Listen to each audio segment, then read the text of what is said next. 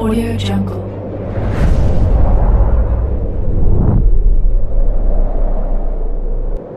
Yo, balik lagi bersama Mimin di Manhua TV.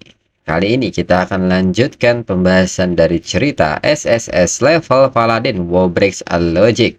BTW yang nyari episode sebelumnya Mimin tempel di deskripsi beserta dengan playlistnya. Dan jangan lupa untuk join saluran WA untuk info terupdate dari Mimin. Linknya ada di deskripsi.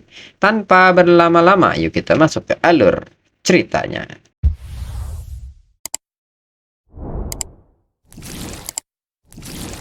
Disclaimer, mohon abaikan hal ini jika kalian sudah mengerti. Ini peringatan mengenai konten di channel ini.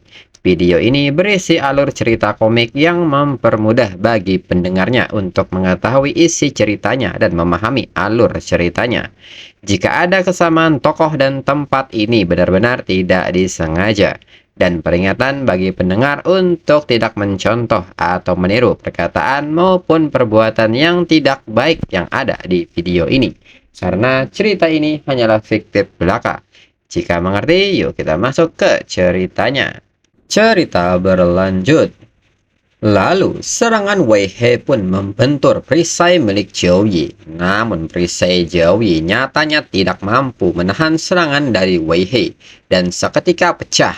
Dan di saat yang sama, Zhou Yi pun segera mengayunkan senjatanya, namun Wei He dengan cepat menghindari serangan ini. Wei He yang merasakan tekanan kekuatan Zhou Yi pun dengan cepat mengambil langkah untuk menggunakan skill Berserk. Dan bersamaan dengan aktifnya skill Berserk, kepribadian Wei He pun berubah yang awalnya kalem menjadi mode badass. Dan seketika Wei He mengaktifkan skill Flame Blade Teknik dan mulai menggunakan tebasan gelombang api kepada Zhou Yi. Zhou Yi yang masih tenang pun menghindari tiap gelombang tebasan ini. Menurut Zhou Yi, Berserk adalah skill khusus Berserker Warrior, meningkatkan 4 statistik pengguna ke tingkat yang berbeda. Tapi sebagai imbalannya, setelah skill Berserk berakhir, Wei He akan memasuki kondisi lemah. Selain itu, Wei He juga menggunakan Flame Blade Teknik. Skill ini mirip dengan skill buff, memungkinkan bilah pedangnya membawa damage sihir api saat menebas. Seperti yang diharapkan dari mahasiswa baru nomor 1 Universitas Modu. Dan secara tiba-tiba Wei He pun maju dan menggunakan skill Lightning Slash. Dalam pikiran Wei He, warrior adalah tipikal kelas yang menggunakan skill mengayunkan pedang dengan kecepatan. Semakin tinggi level keahliannya, semakin kuat kekuatannya, semakin cepat kecepatannya. Pada batasnya, ini menebas seperti kilat. Dan ini adalah skill yang dirinya naikkan ke level 9 setelah ribuan kali latihan. Sedangkan Zhou Yi sendiri memilih untuk menghadapi serangan ini menggunakan teknik Air Smash, hingga serangan mereka saling bertabrakan. Wei He yang merasakan kekuatan Zhou Yi menyebut bahwa ini sungguh kekuatan yang luar biasa. Pedangnya berat ribuan kilogram. Momentum di belakangnya dengan Lightning Slash sangat besar. Wei He yakin skillnya bisa menebas sekutu yang paling tangguh sekalipun. Namun Wei He merasa bahwa dirinya masih dirugikan dalam kontes melawan Zhou Yi. Dirinya tidak bisa meneruskan ini dan seketika Wei He pun terpukul mundur saat adu kekuatan. Lalu Zhou Yi pun kini memulai gerakannya dengan menggunakan skill Holy Cross level 9. Wei He pun seketika tersenyum melihat hal ini. Wei He pun sudah menduga bahwa Zhou Yi akan menggunakannya. Wei He pun seketika melepaskan Fighting Rage, dan di saat yang sama Holy Cross Zhou Yi menghantam Wei He. Cahaya yang sangat besar ini membuat guru dari Universitas Modu khawatir. Namun yang sebenarnya terjadi adalah Holy Cross tidak benar-benar mengenai Wei He. Holy Cross milik Zhou Yi tertahan dengan aura dari Fighting Rage milik Wei He. Dan seketika aura Fighting Rage Wei He membentuk sebuah baju pelindung yang menyelimuti tubuh Wei He. Di saat itu Zhou Yi pun bisa mengetahui dari sistemnya bahwa Fighting Rage milik Wei He adalah bakat peringkat S. Saat Fighting Rage aktif, keempat statistik di buff dan semua kerusakan yang diterima dikurangi sebesar 80%. Setelah skill berakhir, semua kerusakan ini akan dikembalikan ke Wei He. Mengetahui hal ini, Zhao Yi menilai bahwa Wei He menggunakannya di awal pertarungan. Sepertinya Wei He ingin mengakhiri ini secepat mungkin. Bakat Wei He bisa tetap aktif paling lama 2 menit. Menyeretnya keluar adalah tindakan pencegahan terbaik. Tapi bahkan dengan pengurangan damage sebesar 80%, Wei He masih bisa dikalahkan. Sedangkan Wei He sendiri menilai, dengan kemampuan penyembuhan Zhao Yi yang berlimpah, berperang dengan amunisi melawan seorang Saiyan kenaik adalah taktik yang bodoh.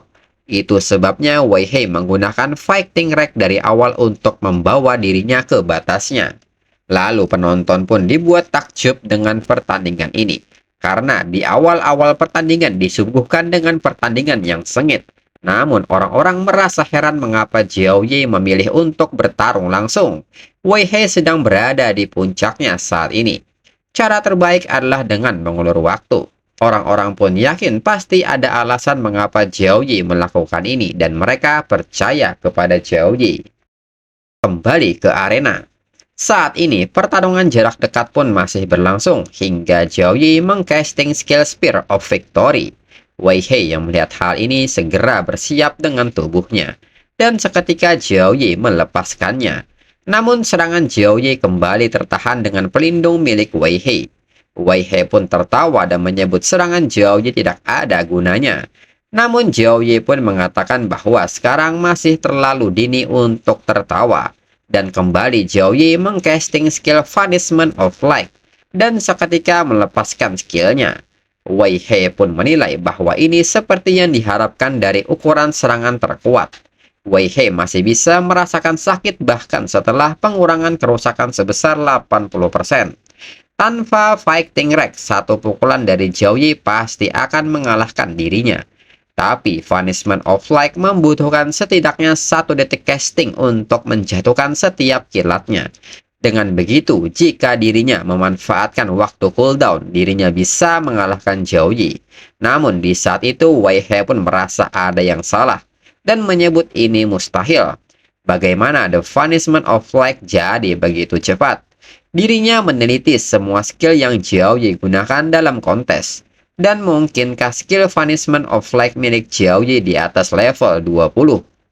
Lalu pembawa acara pun menyebut bahwa ini sungguh pemboman yang kuat. Kenyataan yang sangat kejam. Dirinya perlu mengingatkan mereka bahwa mereka sedang menonton kompetisi pertukaran siswa baru sekolah menengah nasional. Para penonton yang melihat hal ini menilai sangat kejam. Di arena saat ini, Wei He pun mulai merasakan dampak serangan ini. Dan Wei He pun merintih kesakitan. Wei He pun bertanya-tanya mengapa ini. Dirinya hanya berjarak 10 meter dari Zhao Yi, namun itu seperti langit dan bumi. Jarak yang tidak bisa dirinya lewati. Wei He pun tidak percaya ini dan seketika Wei He mengaktifkan teknik rahasia, Thousand Shadow Blade City. Hingga teknik ini pun mengitari Wei He dan menghentikan skill dari Vanishment of Light dari Zhao Yi. Dan percikan aura dari teknik ini pun menerpa Zhao Yi hingga menggores pipinya. Menurut Zhao Yi, teknik legendaris keluarga Wei yang diciptakan nenek moyang mereka dari pertarungan di dunia lain untuk mengubah tubuh mereka menjadi senjata, menggabungkan jiwa dengan sihir, dan menempa ribuan pedang dengannya, yang mampu membunuh kota monster dengan instan. Wei He belum mencapai tingkat leluhurnya, namun bentuk awal dari teknik ini masih memukau matanya. Lalu Zhao Yi pun tersenyum dan mengatakan bahwa dirinya akhirnya bisa serius dengan Zhao Yi. Zhao Yi pun bersiap dengan skillnya dan mengatakan bahwa penonton akan kecewa jika dirinya menggunakan jurus yang sama lagi. Jadi izinkan dirinya menunjukkan kepada mereka semua skill yang dirinya buat sendiri. Fusion Skill Thousand Mile Frozen. Skill ini pun memicu hawa dingin yang sangat besar di sekitar Zhao Yi hingga membekukan tiap benda yang ada, hingga pelindung arena itu sendiri. Pembawa acara pun kaget dan memberitahu semua orang bahwa skill Zhao Yi telah mencakup seluruh arena. Mereka tidak dapat mengamati area di dalamnya. Seketika para penonton pun berteriak dan bertanya-tanya apa yang sedang terjadi. Dan gerakan apa itu tadi? Mengapa ada sihir es di sana? Di sisi lain, tetua keluarga Zhao pun sangat kaget melihat ini. Tetua pun bertanya apakah Zhao Heng melihat itu. Itu adalah energi unsur es yang begitu kuat dan murni. Lalu di arena saat ini, ribuan pedang yang sedang mengarah ke Zhao Yi pun seketika terhenti dan mulai membeku. Dan di saat pembekuan hampir 100%, Zhao Yi menggunakan teknik lain dengan nama Etangless Strike Ten, di mana benangan cahaya yang menyebar menghancurkan ribuan pedang yang membeku layaknya cambuk yang terikat di jari jemari Zhao Yi.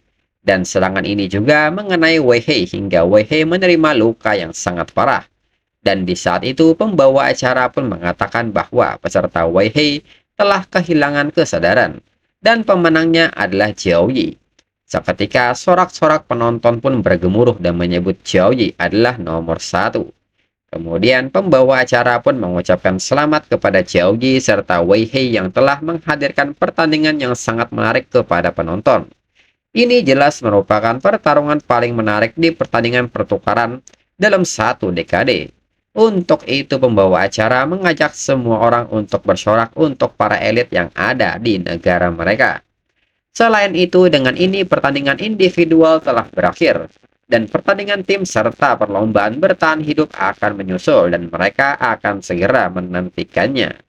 Kemudian Womang pun menyebut bahwa untuk bisa menggunakan teknik keluarga rahasia Wei di usia yang begitu muda, dia tidak diragukan lagi memiliki kekuatan sebagai juara pertama jika dia mengikuti kontes tahun lainnya. Tapi untungnya, dia bertemu Zhao Yi. Dalam pikiran Womang, Womang awalnya mengira Zhao Yi mungkin akan menggunakan Angel Body untuk mengalahkan Wei He. Tapi sebaliknya, Zhao Yi hanya menggunakan Vanishment of Light dan skill fusi es dan cahaya. Womang pun menilai anak-anak muda zaman sekarang sangat menakutkan. Lalu Womang pun memuji kerja bagus Zhao Yi. Sekarang Universitas Sukang telah memperoleh tempat pertama dalam pertandingan individu. Song Xialan pun membenarkan itu. Mereka mungkin bisa menjadi juara di pertandingan grup selama 4 tahun berturut-turut, tapi mereka tidak pernah mendapat juara pertama di pertandingan individu dalam 4 tahun itu. Zhao Yi telah membawa kehormatan bagi mereka semua. Tiesin pun menyebut bahwa pertandingan dengan Universitas Modu akan dilakukan lusa, karena sekarang Wei He terluka. Tidak ada seorang pun di Universitas Modu yang bisa mengancam mereka. Tempat pertama adalah milik Universitas Sukang. Song Xialan pun meminta Tiesin untuk tetap rendah hati dan berhenti mengibarkan bendera. Lalu Jiang Curang menyebut bahwa Tang Ling berkata bahwa Zhao Yi baru saja menyamar sebagai penyihir agung. Tang Ling pun menjadi sangat malu dengan hal ini. Lalu Jiang Curang pun mengajak mereka semua untuk bersantai malam ini. Lalu malamnya mereka pun berjalan di sekitar kota Qingxing. Dijelaskan bahwa The Eternal Game telah menyatu dengan kenyataan selama 300 tahun. Beragamnya monster dan tanaman sihir serta kelas-kelas seperti koki dan ahli kuliner memungkinkan lahirnya jutaan hidangan baru di planet ini. Dan jalanan jajanan terkenal di kota Qingxing berada di wilayah administratif mereka yang paling ramai, yaitu di kota sebelah timur. Tidak peduli apakah itu hewan terbang atau berlari. Semuanya bisa diubah menjadi makanan lezat untuk memuaskan pelanggannya. Lalu Song Xialan pun menyebut bahwa makanan di jalan ini sangat menggoda dan semuanya nampak sangat lezat. Namun di saat itu ada dua pemuda yang melihat ke arah Jiang Churan dan menyebutnya sangat seksi. Salah seorang dari mereka pun menyebut bahwa itu nilai penuh darinya. Temannya pun bertanya apa yang sedang ingin dia lakukan. Pemuda itu pun mengatakan bahwa dirinya akan menarik perhatian mereka. Sulit menemukan wanita secantik itu sepanjang hidupnya. Dirinya akan menyesal jika tidak mencobanya. Lalu temannya pun memberitahu bahwa dia sudah bersama seseorang. Namun pemuda itu tidak menghiraukannya dan menyebut bahwa dia akan segera menjadi miliknya setelah dirinya bertindak. Namun di saat itu tatapan Zhao Yi membuat pemuda itu langsung panik karena itu adalah Zhao Yi. Kemudian Song Xialan menyebut bahwa Food Street sesuai dengan namanya. Mereka sudah berjalan selama 1 jam dan masih ada lebih dari setengahnya. Ada 6 blok jalan yang saling terhubung di sini. Tentu tidak mudah untuk menyelesaikan perjalanan di sini. Song Xialan pun meminta Jiao Yi dan Jiang Churan untuk mengambil tempat duduk bagi mereka, dan mereka akan membeli makanan ringan. Namun nyatanya di saat itu Song Xialan hanya memberikan kesempatan kepada Jiang Churan untuk berduaan dengan Jiao Yi. Lalu Jiang Churan dan Jiao Yi pun mampir di toko khusus anggur apel berusia 50 tahun. Lalu seorang pelayan mengatakan bahwa anggur apel dapat meningkatkan status kelincahan mereka. Setiap botol berisi 800 ml. Mereka dapat membelinya untuk diri sendiri atau untuk dihadiahkan kepada orang lain. Jiang Churan pun mengerti dan mereka akan meminumnya satu botol.